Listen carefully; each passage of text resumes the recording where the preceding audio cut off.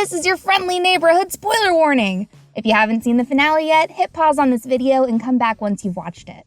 The season finale of The Owl House is finally here, and with it comes a fairly satisfying bookmark for our heroes and villains. We finally have more info about the Owl Lady's curse, the history of the Boiling Isles, and so much more. I'm Whitney Van Laningham, and today we're breaking down Season 1, Episode 19 of The Owl House, Young Blood, Old Souls. Before we get started, I want to give a shout out to our super nerd sponsor of the day, Aaliyah Seward, for supporting us on Patreon. Let's get it out of the way. Once again, the worst part of this episode is no Lumity action. Seriously, someone hit this girl with Brachioamendo. She's a witch!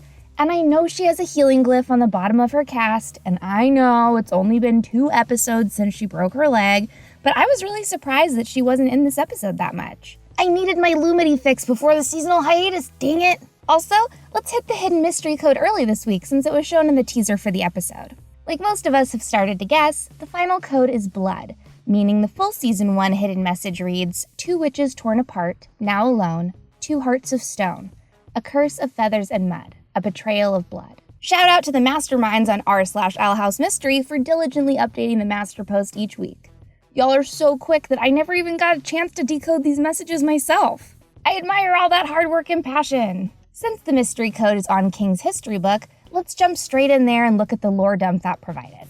The book doesn't tell the glossy, upbeat story that Kikimora told Hexside students about Belos' reign. It's spelled out plain and clear. Emperor Belos decided that he could talk to Titans and oppressed any witch who dared practice all forms of magic. If we use the magic of the pause glyph, we also get a little more detail from this text. For starters, the book is called Unauthorized Boiling Isles History, and the identity of the author is scratched out. Whether that means this was written by Ida or some other rebellious wild witch remains a mystery, one I'm sure we'll all theorize about while we wait for Season 2. My guess is a new witch, so we can start adding more faces to this rebellion. There are 2 pages off this book that we can read that add additional insight into the lore. The first reads, the Boiling Isles, named after the raging hot water of the boiling seas, are composed of the bones of a fallen Titan. Throughout the ages, other monumental bones have been sighted in the boiling seas, raising the possibility that many such creatures stalked the demon realm in eons past. But as of yet, the Titan of the Boiling Isles remains the only complete skeleton known. Where did the Titans come from? How did they perish? I hope one day we can uncover these mysteries. Wow, so that simultaneously answers and opens up so many questions about the Isles. Pardon the pun, but clearly this is setting the bones of the larger lore and story of the Owl House that we'll likely see unfold slowly across its run. Is it too early to start a betting pool on when we'll see a second Titan carcass? Also, since the Isles are the only full skeleton, does that mean that it's the source of the most powerful magic in the boiling sea? I'm also starting to wonder what the mainland of the demon realm looks like. The second visible page is a little burnt or moldy, but it's a safe bet to assume it reads, before he ascended to the throne, Emperor Belos gained prominence as a crusader for unity during the Savage Ages. He believes that chaos comes from wild magic, and seeks to bring peace by controlling such magic in his coven system. He rules by fear and an iron fist, and his past largely remains unknown. Nevertheless, the Savage Ages caused such devastation that many people have proved willing to follow him. So that answers the question as to how he's been able to unify the Isles by fear. Clearly the residents of the Isles aren't just afraid of his power, but also of slipping back into the chaos of the Savage Ages. To them, Belos and his tyranny is the lesser evil. Over at the Emperor's castle, Lilith is having a hard time reining her sister in. Yeah, Ida, eat that dumb banner. Belos sucks! Lilith gets the shock of her life when it turns out that Belos has no intention of healing Ida's curse, and that he's actually planning to turn her to stone in preparation of the Day of Unity. Lilith remains perfectly calm when Belos tells her the news, but her illusions are shattered. But I think that we can all agree when I say, duh, Lilith! How did you work for this guy the whole time and still think he'd actually help your sister? She's the #1 most wanted criminal in all the Isles. Did you really think he was just gonna let her live happily ever after in the coven with you? Belos asks Lilith to destroy Ida's staff and Albert, which surprised me. I thought he'd want to turn Albert into the world's freakiest eye drops and slurp on his power, but I guess not. I wonder how Belos chooses which palisman to devour. Maybe it's protocol to refrigerate palisman juice for when Belos needs an eyeball midnight snack. Lilith sets off in search of Luz, who gets arrested with King, subdues the guards, and convinces them to draw her a map to the dungeons. Before we get to Ida's cell, though, I want to do some quick poking around the castle for little details. When we first enter the conformatorium, we see 3 familiar petrified witches. If you recall, these were the dudes who had been captured last week, and clearly they suffered the same fate Belos intended for Ida in this episode. As we learn, Belos has a petrification device that turns his enemies to stone, and it makes for a great PG way to have public executions on the Disney Channel. Behind these statues are also plenty of posters for other wanted wild witches that Belos seeks to flash freeze and carbonite. There's Snake Eater, Scratcher, the Three-Eyed Toad, a scarred shopkeeper, the Teeth Magnus, and an unarmed witch that looks like the monster from Pan's Labyrinth. By and far, though, my favorite wanted poster is the one for what looks like Knife Baby. If Belos is after a baby, that kid must be Moses with a shank. In her cell, Ida says her tearful goodbyes to Luz. Luz's spells aren't powerful enough to free her from her chains, but Ida gives her the door portal and instructs her to go back to her real home and destroy it. Belos wants the portal for some unknown reason, but whatever it is, it can't be good. Side quest? I'm starting to think that Ida's portal key might be the missing relic of the Construction Coven. Construction Coven magic can augment elements of the physical world. Perhaps its relic has the power to bend physical space to create portals? It's just a theory, but this could explain one reason why Belos is seeking out the key. He's trying to complete his set of powerful relics. Ida gets beamed up to the execution area, and for a moment, I was worried we were about to see her get Ned Starked. Maybe I'm watching too much Infinity Train, but after last week's Witches Duel, I'm prepared for every cartoon I watch to go hardcore. When Lilith arrives, Luz attacks her and the two tumble out of the portal into the human realm. Luz puts up a great fight, but Baby Girl is a first-year witch with a pocket full of paper spells, and they're no match for Lilith's defenses. When all else fails, she goes old school, tackles her, and wrestles her to the ground. Her spells don't work in the human realm. She needs the connection to the natural magic flowing through the Boiling Isles to activate her glyphs. AKA, even if she wanted to destroy the portal on the outside, it wouldn't have worked with magic. Lilith still has power, though, thanks to her magic bile heart. Lilith begs Luz to let her explain. When the two were younger, they were best friends who did everything together. I assumed that they had a lifelong sibling rivalry going, but they actually really loved and supported each other. That is, until they found out that only one student from Hexside would be chosen for the Emperor's Coven, and that they'd be battling each other for the single spot. Lilith's dream was to be part of this coven, but she knew her little sister worked 10 times harder than her to be the best, and that there was no way she could defeat her. Lilith went to the night market and found a spell she thought would only take her sister's powers away for 24 hours. Little did she know, when she arrived at the duel, Ida didn't even want the spot in the coven and forfeited it to Lilith. Seconds later, Ida transformed into the Owl Lady, never to return to her full witch self again. Ugh, the tragic irony stings. Even though it seems obvious now that Lilith was the one to curse her sister, I can see why Ida had no idea for decades. When she was hurt, her sister absorbed half the wound so that they could be in pain together. It was probably completely unfathomable that Lilith would ever do this to her. The sister she knew would rather share her misery with her than see her hurting.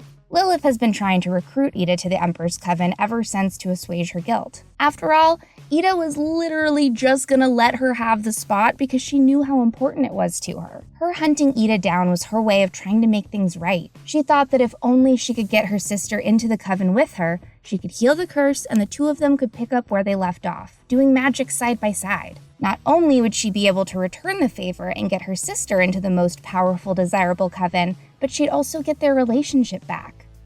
Also, if we pause during the scene where Ida transforms into the Owl Beast for the first time, we get to see something that might change the context of this scene altogether.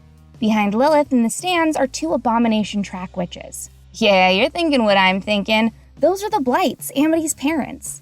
Not only is this the first time we get a real look at what they look like, but we also see that Amity's mother has a wild smirk on her face at the sight of Ida's curse.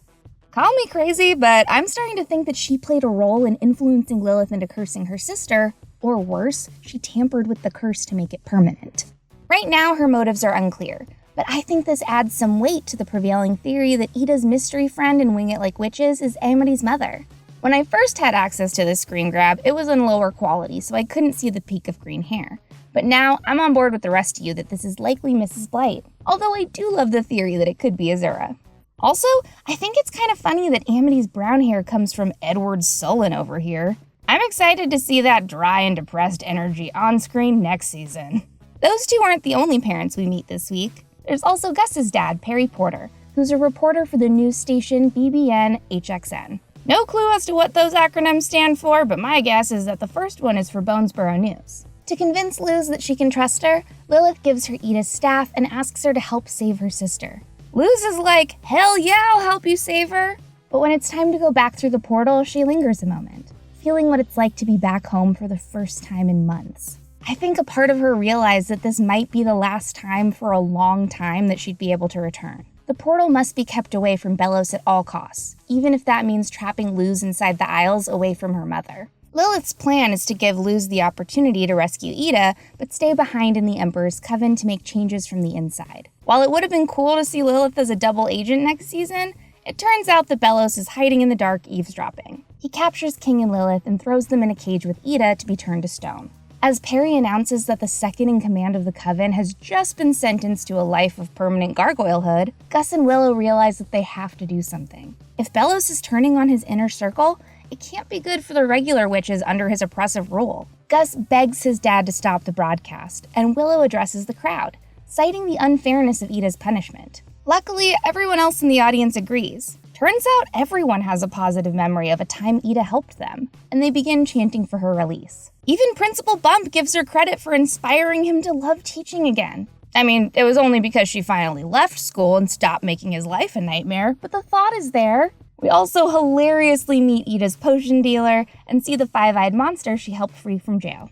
Back in Belos' chambers, Luz begins to fight him with Ida's staff. Combined with her new cape, Baby Girl is able to put up a solid fight, and even uses a fire glyph to burst through the Emperor's worm monster. Finally, we get to see what the heck that creature from the intro is. Also, I love that it explodes with fire glyphs all over its body. When Belos tries to hold her down with muscly tendrils, Luz spikes him in the eye with ice, cracking his mask and revealing a single electric blue eye. We gotta talk about this eye for a second. I know I made some silly Hordak Prime comparisons in the last video, but I'm serious, dude. I think Belos might be more like him than I originally anticipated. That eyeball looks mechanical as hell. It's giving me Blue Terminator vibes. There's just something very cybernetic looking about his eye, and I wonder if his decaying body is being held together by magic tech. Maybe dead palisman juice isn't enough, and he's also had to replace a few parts here and there over the years. Even his staff is more high-tech than magic, and it's becoming clear that the Owl House is about to mix some sci-fi into its fantasy. I wonder what role magic enhancing or limiting technology will play in the series. While the glowing green-eyed statue in the auditorium begins the petrification spell, Belos makes a deal with Luz. If she hands over the portal, he'll let her save Ida. Although he doesn't explain why he wants the entrance to the human world, he does reassure Luz that he's not trying to take over the world. That's the part where I'd personally be like, what exactly are you gonna do? So that I could make a better decision about handing over the briefcase to the Isle's most powerful supervillain. But Belos doesn't give her much time to weigh her options. Not knowing why he wants the portal makes handing it over even easier for Luz. And as she does, she apologizes to her mother under her breath, knowing that she just lost her only way home. Belos lets her go, but before ascending to the surface to stop the spell, she destroys the briefcase, setting it on fire with a fire glyph, presumably destroying the portal as far as she's concerned. She manages to use plant magic to bind the statue, which stops the spell with Ida halfway turned to stone. I don't know if this is an animation error or a hybrid light plant magic spell, but this is clearly coming out of a light glyph. Lilith uses her powers to stop the spell, healing her sister. Prior to betraying the Emperor, saving her sister's life, and vowing to use her influence for good going forward, it was hard to imagine what exactly Lilith could do to repair their relationship. And although they have a long way to go in the healing department, I think Lilith managed to prove to her sister that she really does love her and want to protect her. Lilith's decisions were based on her strong, passionate desire to be the best, join the EC, and make the Isles a better place for witches. But her ambition blinded her, and once the ball was rolling, it was too hard for her to undo her mistakes. Instead of fessing up to Ida and using her new connections to find a cure for the curse, Lilith let her sister suffer without answers for decades. She just couldn't handle the guilt. Ida was literally coming to tell her that she'd sacrifice her spot in the coven for her, but Lilith had already betrayed her sister to get ahead. And with all the brainwashing that goes on in that cult, it's not surprising that she convinced herself that the only way to help her sister was to tame her. Luz, Ida, Lilith, and King manage to escape, but Bellows pretends like the Titans told him to let her go. He is such a sleaze. He also proclaims that her curse will strip her of her powers and that her owl beast form should serve as a warning to any witch who dares to be wild. Knowing that no amount of elixir can save her sister now, Lilith makes the choice to absorb half of the Owl Lady's curse. Oh, you guys, it's just like when they were kids again. She knows that she can't stop the curse completely or fully heal her sister, but she can take on part of Ida's suffering as her own. We see Lilith's redemption come full circle here, bringing her back to the person she was before she was brainwashed by Bellows. Ida returns to her regular form with a few key differences. For one, she and Lilith now have heterochromia iridium, aka 2 different colored eyes. But that's about the only thing hetero in this show. Wink! Also, Ida's brooch is still completely black, and it seems like it's going to stay that way from now on. She can no longer perform magic at all, and Lilith has also been weakened. But at least the 2 sisters are alive and together again. Luz vows to teach her how to use paper glyphs and promises that they can learn together. Maybe the prospect of studying old-school magic alongside her mentor is what's keeping her from losing it, but Luz lost her only way home. She records a video for her mom explaining the situation, but I'm not sure if she sends it or if she just keeps it as kind of a video diary. Since her portal to the human world has been destroyed, it's likely the latter unless Luz has a super dope cell phone carrier. Either way, this crazy message about a witch tyrant or a lack of text is going to confuse Ms. Noceda. I'm sure she's going to call camp to check on her daughter and find out that she never arrived. Or we'll get to find out who the imposter is, if they're physically at camp impersonating Luz, or if they've been communicating through a different portal from the Isles. Bellows really didn't freak out when Luz destroyed the portal, so he must have known all along that he could repair it. Homeboy is busy playing Rick and Morty in his sanctum, and it's becoming clear that this is a key component to his plans for the Day of Unity. He says he doesn't want to conquer the human world, so is he planning to pull a star butterfly and merge, aka unify them? Also, who is his mysterious bodyguard that he's sending to spy on the Bad Girl Coven? We saw him briefly in the last episode, and it's clear that he's going to play a major role next season. I've got some theories on him, but this video is long enough, so I'm saving them for my next video. So hit subscribe and hit that bell to be the first to hear them. Those are my thoughts on the Season 1 finale of The Owl House, but I want to hear your thoughts in the comments below. What do you think Bellows needs a portal for? What is the Day of Unity? And how long does it take to heal a broken leg so Luz and Amity can get back to dancing? We've got plenty more Owl House videos in the pipeline, so I'm excited to pour over every detail of the series with y'all as we wait for Season 2. As always, thanks for watching all of our Owl House content. This is such a great fandom.